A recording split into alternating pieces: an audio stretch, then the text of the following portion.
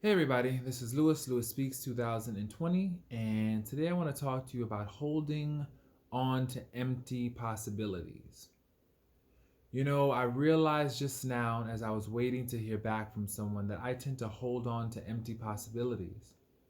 I tend to hold on to the possibility that they will somehow grow and change and want me. I tend to focus on their potential as opposed to what they're actually showing me. And I realized that when you hold on to empty possibilities, when you focus on people's potential, you never get your needs met. You're always just kept in this holding pattern, waiting for someone to want you, waiting for them to love you, waiting for them to actually show you that they want you and want to be in your life. And so you're blocking your blessings by waiting, keeping yourself in this holding pen, in this waiting line. You know, it's stupid, it's foolish because oftentimes, if a person has not actualized their potential, if they have not actualized the possibilities, chances are they never will.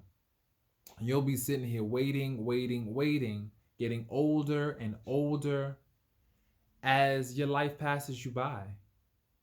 And when you waste your time, you waste your life. And your life is too precious to sit around waiting for somebody to want you.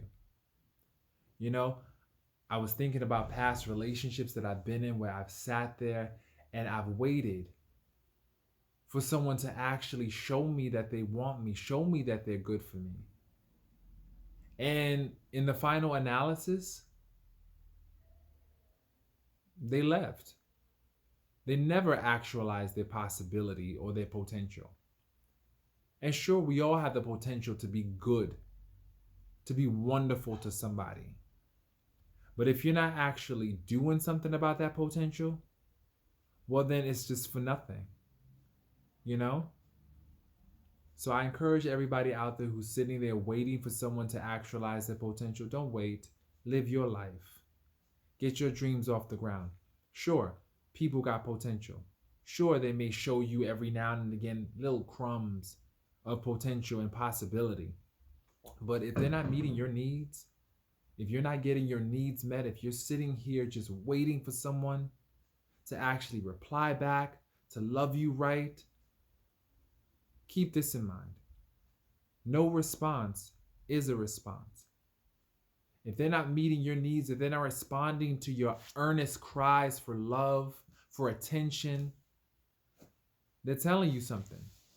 They're responding. They're letting you know that right now they're not ready. They are not ready. And I've learned that readiness is everything. A person may want you, or they may think they want you, or they may like exactly what you're giving them. But if they're not ready, and if they don't demonstrate that readiness with reciprocation, they're their asses. Stop. Just stop pouring your energy and your time into people who don't really demonstrate that they want you in their world. Just stop. Because that's how you become emotionally bankrupt. There's so many people out there in the world right now who are emotionally bankrupt. They've allowed someone to come into their life and clean them out. All because this person was holding out for the possibility. As I get older, I realize that I need something as close to a guarantee as possible. I don't need no more possibilities, no more maybes, no more, well, it's just about their potential. Nah. You need something that you can take home. You need a check you can cash. Imagine you go to work and your employer tells you, well, there's a possibility that you'll get paid. And then you go and tell your landlord, well, there's a possibility that I'll pay my rent. That landlord don't want to hear that. They want to hear definites. If a person will speak in the language of definites, tell them peace. Because you don't need that in your life. You need people who you can set your watch to. You need reliable people. And if they can't be reliable, tell their asses to get lost. Because you need and you deserve people that are going to be present, people that are going to demonstrate that they want you in their world, not all this confusion. And that's why I'll say this, and I know I'll get some flack for it, but fuck it. People in their 20s, they ain't ready to be in relationships. They're not ready. They have nothing to give. They haven't even found themselves. They have nothing left to give. And I've realized this, if a person does not have enough of themselves, they won't be good for anybody else. And so I know a couple of 20 somethings will yell and scream and hoot and holler, blah, blah, blah. I don't give a damn. I don't think 20-year-olds are qualified to be in relationships, period. You don't know enough about yourself to ever be in a stable relationship. Think about your 20s. You're going from this person to that person to that person to that person because you don't really have an idea of who you are. You need to have a complete sense of self. And I wish I would have known that. I wish I would have known that. But I know it now. I know the importance of having a complete sense of yourself, because if you don't have that complete sense of self,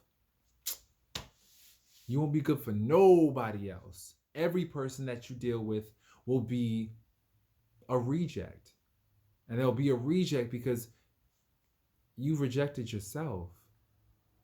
You've put yourself on the shelf. So I say all this to basically say, stop entertaining the possibility of love and what it could be.